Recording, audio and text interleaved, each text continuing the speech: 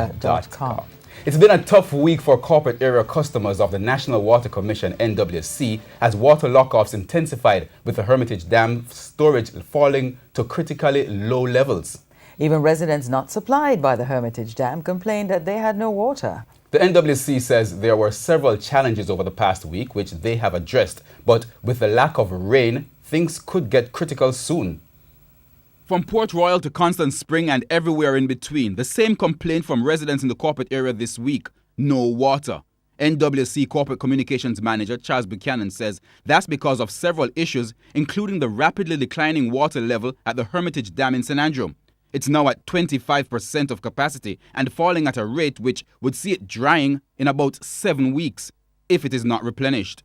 The rain fell a few days this week, but Mr. Buchanan says that did not help.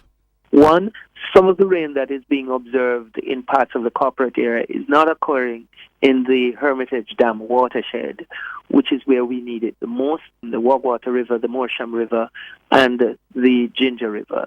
The second issue is that where the rainfall has indeed occurred and where some light rainfall has occurred in the Hermitage watershed, this has not been sustained or heavy enough to make a difference. The Mona Reservoir is currently at 70%. However, several communities served by that system, including Central Kingston and parts of Mountain View, were without water this week. Mr. Buchanan said that's because of a major breakage at the Stanton Terrace pipeline.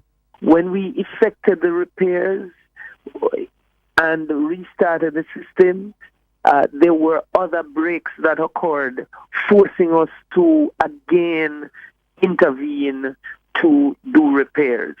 So significant sections of the city were affected for 2 to 3 days by that.